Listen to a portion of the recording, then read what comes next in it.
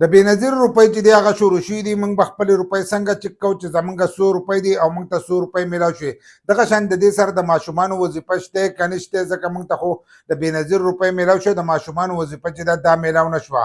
او ځینې کسان وایي زموږ اکاونټ چې دی هغه اکټیو دی، لکه زموږ اکاونټ برابر دی او زموږ په اکاونټ کې روپۍ نشته. نو په دې ویډیو کې له مکمل معلومات در کوم.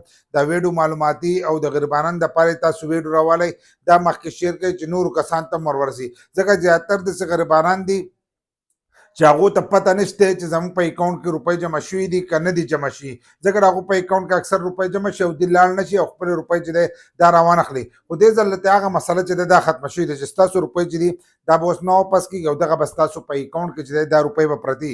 خو د هغې لپاره ستاسو اکاونټ چې دی دا کولاو وي، ځکه د دې نه موږ په تېره شوي ویډیو کې تاسو ته ویلي دي که ستاسو ته سټیټس دا قسمه شو کېږي نو تاسو به ځئ او سیم چې دی دا به دوباره رالی. لکه کومو کسانو ته چې وایي چې ستاسو سیم چې دی دا نه دی شو شوی یا تاسو سیم چې دی دا نه دی راغستی، په اردو کې هلته کې تاسو ته لیکلي چې لاړ شئ سیم راواخلئ او هغو سیم راغستی، نو تاسو به ځئ او دوباره به سیم راخلئ.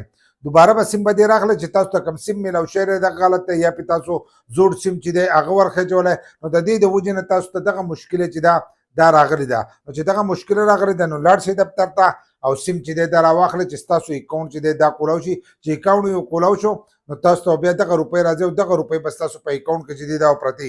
داسې منئ چې ستاسو دا روپۍ چې دي دا به واپس کېږي، لکه څنګه چې به مخکې روپۍ چې دی دا به واپس کېدې. اوس به پکې هغه واپس کېده نه، هغه به ستاسو په اکاونټ کې دغه روپۍ چې دي دا به پرتې. خو ځینې کسان دا خبره کوي چې موږ به خپلې روپۍ چې دی دا به څنګه چک کوو. نو اول نمبر خو د هغې دغه طریقه ده چې په 8171 باندې به مخکې روپۍ چې دی دا به یې خو ویمو. اوس چې دی هم تاسو ته د هغې نه پته لګېدی شي چې ستاسو روپۍ چې دی دا شوي. هلته کې تاسو ته لیکلي وي تاسو لاړ شئ او خپلې روپۍ چې دی راولئ. دوه قسمه سټیټس دی، په یو کې تاسو ته لیکلي چې ماشومانو وظیفه راولئ، په یو کې تاسو ته تاسو خپلې روپۍ راولئ او اکټیو اکاونټ چې دی دا تاسو ته راغلی چې تاسو اکاونټ چې دی دا کولاو دی لکه اکټیو دی. نو چې هغه تاسو ته دغه لیکلي نو تاسو خپلې روپۍ چې دی دا راغسته شي. یو خو دغه طریقه ده، یو په دغه طریقه تاسو ته پته ولګي ستاسو روپۍ دي.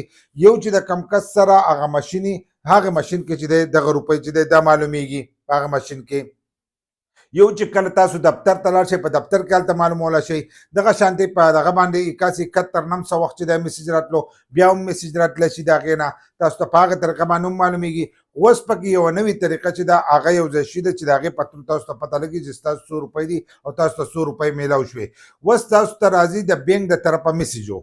د بینک د طرفه میسج راشي نو په هغې کې تاسو ته لیکلي چې ستاسو دومره روپۍ دي او تاسو ته به دومره روپۍ میلاویږي. اوس په هغې کې بدلي دا ده چې د بېنظیر کفالت کمې روپۍ دي ستاسو چې لکه کمې 14500 دي نو د هغې جدا میسج راځي او د ماشومانو د هغې چې دی د هغې جدا میسج راځي، لکه دواړه یو ځای کړی نه وي نو دا به تاسو ته جدا جدا میسج چې دی دا به راځي. تاسو به هغه میسجونه چې دي دا به ګورئ. ستاسو موبایل ته به میسج چې دی دا به لازم راځي، د بینک د طرفه به میسج راځي چې ستاسو اکاونټ چې دی هغه اکټیو وي کولاوي. نو تاسو ته به دغه میسج راځي چې میسج راغی بیا لاړ شئ او خپلې روپۍ چې دی راواخلئ. خو بایومیټرک چې دی دا لازم وکړئ.